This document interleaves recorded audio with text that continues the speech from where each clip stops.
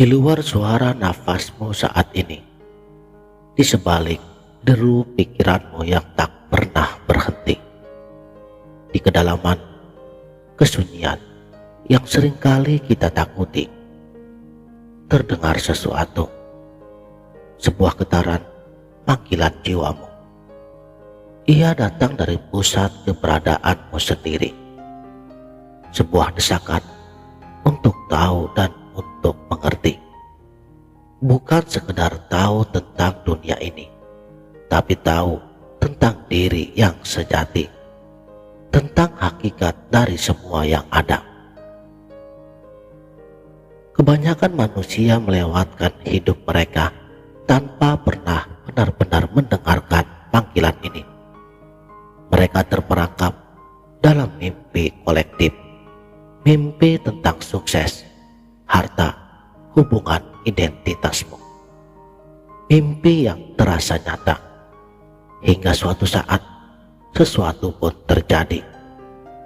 Sebuah patah hati yang sangat mendalam, sebuah kehilangan yang menghancurkan, sebuah pertanyaan yang tiba-tiba menggelegar di tengah kesunyian. Apa arti semua ini? Di saat pintu perjalanan spiritual sesungguhnya telah terbuka, bukan perjalanan mencari Tuhan di langit ketujuh, bukan perjalanan mengumpulkan ritual ataupun hanya sekedar dogma, tapi perjalanan menembus lapisan ilusi yang menyelimuti kesadaran. Bismillahirrahmanirrahim. Assalamualaikum warahmatullahi wabarakatuh. Salam sang sejati. Vidya tertinggi, ilmu tentang yang mutlak, ilmu yang telah dibisikkan oleh para bijak sejak zaman dahulu dalam bahasa yang berbeda, namun esensinya tetaplah sama. Ilmu yang bukan untuk dihafal, tapi untuk dialami, untuk dihidupi. Pertama, kita harus berani jujur untuk melihat panggung tempat kita bermain saat ini. Dunia yang kita lihat, kita rasakan, dan kita pikirkan setiap harinya, ini bukan realitas akhir. Ini adalah maya. Bukan berarti ia tidak ada, tapi ia adalah permainan cahaya dan bayangan dari realitas sejati. Seperti layar bioskop, gambarnya nyata, dramatis, memikat, tapi ia hanyalah proyeksi dari sumber cahaya yang jauh lebih mendasar. Pikiranmu adalah sutradara utama dalam drama ini. Ia menciptakan cerita tentang aku. Aku si sukses, aku si gagal, aku si bahagia, dan aku si menderita. Ia membangun identitas berdasarkan ingatan, keinginan, ketakutan, dan penilaian. Ia juga membagi dunia menjadi aku dan bukan aku, baik dan buruk, milikku dan bukan milikku. Lalu ada emosi gelombang pasang surut yang menguatkan cerita pikiran. Kemarahan membenarkan aku disakiti. Kesedihan mengukuhkan aku kehilangan. Sukacita memuji aku mendapatkannya. Dan yang paling halus, ada sensasi tubuh, kenikmatan, rasa sakit, kenyamanan, ketidaknyamanan yang menjadi bukti fisik bagi pikiran bahwa aku ini tubuh. Lihatlah baik-baik identitas dirimu yang kamu kenal selama ini, yang kamu bela mati-matian, yang kamu banggakan atau kamu sesali. Ia dibangun dari bahan-bahan yang rapuh dan berubah, pikiran yang melompat-lompat, emosi yang berfluktuasi, dan tubuh yang fana. Bisakah sesuatu yang berubah sementara dan tergantung kondisi menjadi dirimu yang hakiki? Bisakah gelombang di lautan mengklaim dirinya terpisah dari lautan? Inilah penjara pertama yang harus kita sadari. Penjara identitas ego. Penjara yang dindingnya adalah pikiran. Kuncinya adalah ketidaktahuan, dan penjaganya adalah rasa takut akan ketiadaan. Lalu, bagaimana untuk keluar? Bukan dengan lari ke gunung atau meninggalkan dunia. Keluar dimulai dengan mengamati, dengan menjadi saksi. Cobalah eksperimen kecil sekarang sambil kamu mendengarkan isi video ini. Pertama, amati pikiranmu. Tutup mata sejenak dalam imajinasimu. Lihatlah pikiran-pikiran yang muncul. Jangan ikuti ceritanya. Jangan pula menghakiminya. Cukup lihat dan rasakan mereka seperti awan. Kedua, amati emosimu. Rasakan sensasi di tubuhmu saat ini. Apakah ada ketegangan, ketenangan, ataukah rasa gelisah? Sekali lagi, jangan larut. Tugasmu hanya mengamati sensasi tersebut. Siapa yang mengamati rasa senang atau rasa sedihmu itu? Ketiga, amati sensasimu. Rasakan sentuhan pakaian di kulitmu, suhu udara, bunyi latar. Saksikan semua sensasi ini muncul dan lenyap. Siapa penyaksi yang tetap ada, sementara sensasi datang dan pergi? Penyaksi inilah kuncinya. Ia bukan objek yang bisa kamu pikirkan. Ia adalah subjek murni, kesadaran itu sendiri. Yang dalam tradisi Vedanta, ia disebut saksi. Dalam Sufisme, ia adalah syahid. Dalam Zen, ia adalah wajah aslimu sebelum orang tuamu lahir. Ia bukan akuan makhluk yang berpikir, merasa, ataupun bertindak. Ia adalah ruang di mana semua pikiran, perasaan, dan sensasi itu datang dan pergi. Ia sunyi, jernih, tak terlahirkan, tak termusnahkan, tapi ia ada. Inilah titik balik perjalanan spiritual yang sejati. Bukan lagi mencari sesuatu di luar dirimu, tapi menyadari apa yang selalu sudah ada di dalammu. Hakikatmu bukanlah si pemikir, si perasa, atau si pelaku. Hakikatmu adalah kesadaran yang menyaksikan semuanya. Ego si aku kecil hanyalah sekumpulan pikiran dari ingatan yang mengklaim kepemilikan atas pengalaman dan mengira dirinya terpisah. Ketika kamu mengidentifikasi diri sebagai kesadaran murni, si saksi, maka ego kehilangan cengkramannya. Kamu masih bisa berpikir, merasa, dan bertindak, tapi kamu tahu, aku bukan pikiran ini. Aku juga bukan perasaan ini. Aku bukan juga tubuh ini. Aku adalah kesadaran yang mengalaminya. Inilah pembebasan pertama, moksa, pembebasan dari penjara identitas semu. Tapi ingat, perjalanan belum selesai.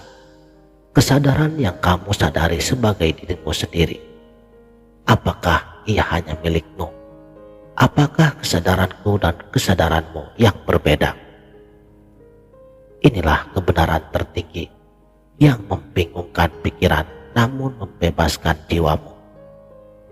Hanya ada satu kesadaran, satu realitas mutlak. Ia disebut Brahman dalam Vedanta, Tao dalam Taoisme, Dharmakaya dalam Buddhisme, Allah dalam Islam, The Absolute dalam filsafat. Pikiran kita dengan alat indera yang terbatas memecah-mecah kesadaran tunggal ini menjadi jutaan potongan, menjadi aku, kamu, pohon, batu, langit, dan lain semacamnya. Kita melihat perbedaan dan keterpisahan, tapi pada tingkat hakikat, yaitu pada tingkat kesadaran murni, tidak ada perbedaan. Semua adalah manifestasi dari satu sumber yang sama. Seperti gelombang di lautan tampak terpisah, tapi esensinya adalah air yang sama. Itulah engkau. La ilaha illallah. Tiada Tuhan selain Allah, yang dimaknai sebagai tiada realitas sejati selain sang realitas yang maha mutlak. Ini bukan sekedar kata-kata puitis. Ini adalah pernyataan fakta ultimate. Hakikatmu yang terdalam, kesadaran murni yang menjadi inti keberadaanmu, adalah hakikat dari seluruh alam semesta. Kamu dan semesta tidak terpisah. Kamu adalah semesta itu sendiri yang menyadari dirinya melalui bentuk manusia. Sebuah penyatuan dalam arti sejati, fana dan bako, bukan berarti kamu lenyap. Justru kamu telah menemukan dirimu yang sesungguhnya, yang jauh lebih luas, lebih dalam, lebih abadi daripada si aku kecil. Kini kamu menyadari bahwa segala yang ada, teman, musuh, batu, pohon, suka dan duka, semuanya adalah dirimu yang agung dalam berbagai bentuk, seperti lautan yang menjadi gelombang ombak, buih tapi tak pernah berhenti menjadi lautan. Lalu apa implikasinya bagi hidup sehari-hari?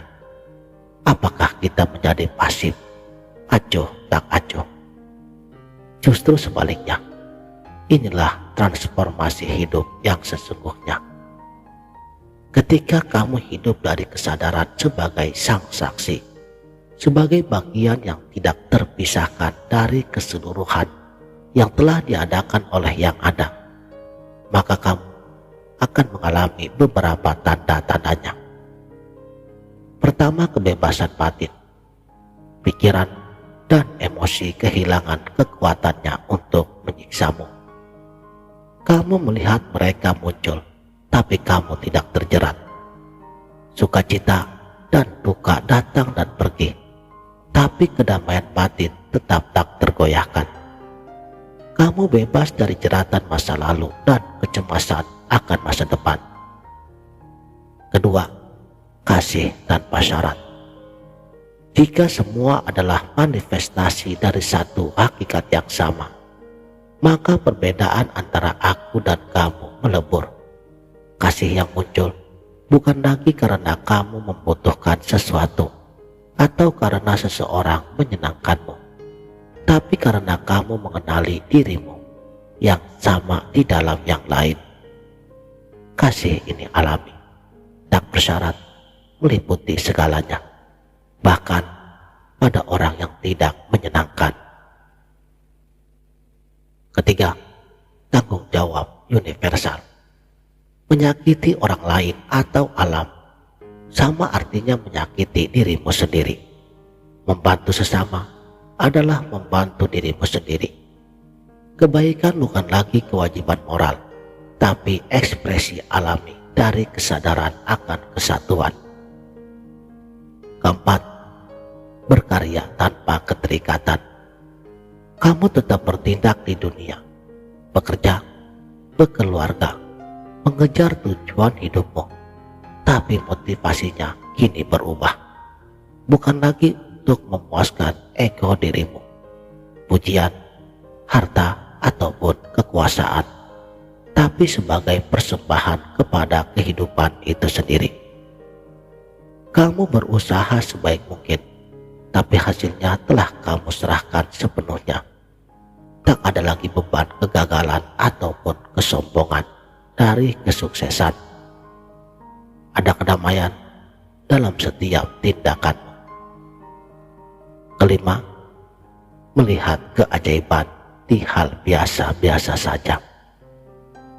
Ketika keterpisahan sirna, setiap momen, setiap napas, setiap daun yang jatuh, semua menjadi saksi akan kehadiran Sang Mutlak. Yang biasa menjadi luar biasa, yang sederhana menjadi sakral. Hidup itu sendiri menjadi tafakur yang terus-menerus, sebuah tarian sakral. Saudaraku, sang sejati, sekarang keilmuan ini bukan hanya untuk para waliullah, karena ia telah terbuka untukmu di sini, di tengah kesibukan hidupmu. Bertafakurlah setiap harinya, bukan untuk mencapai trends, tapi untuk melatih menjadi saksi. Duduk diam, amati nafasmu, amati pikiranmu, amati sensasinya. Jangan melawan, jangan mengejar, dan jangan pula menghakiminya. Cukuplah kamu sadar, jadikan ini ritual non-negosiasi. 10 menit sehari lebih berharga daripada tidak sama sekali. Inilah perubahan hidup terdalam yang mungkin berubah dari merasa sebagai makhluk kecil yang terpisah, yang takut dan mencari, menjadi menyadari dirimu sebagai eksistensi itu sendiri, utuh, bebas, penuh kasih dan abadi. Tak ada harta luar yang bisa menandingi penemuan ini. Tak ada kesuksesan dunia yang bisa menyamai kedamaian ini. Tak ada hubungan yang bisa memberi kepenuhan ini. Karena ini adalah penemuan sang sumber dari segala harta, segala kesuksesan, segala hubungan, dan segala keberadaan itu sendiri. Siapa atau apa yang sebenarnya sedang menyadari semua ini? Dan kau telah menemukan segalanya. Demikianlah, mudah-mudahan video ini bermanfaat dunia dan akhirat. Wabillahi taufik wal hidayah. Wassalamualaikum warahmatullahi wabarakatuh.